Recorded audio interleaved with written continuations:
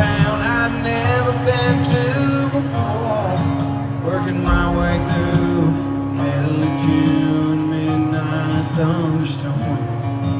There was something in the headlights that stopped me on a dime. She was scared to death, so I said, climb me out, and then she climbed.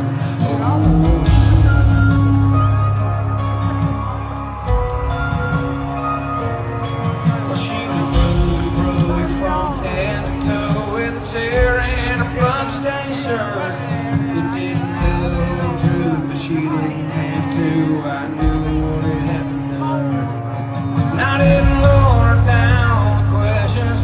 That girl had been through enough. I just stood in dry, looked in those eyes, and asked her where he was going.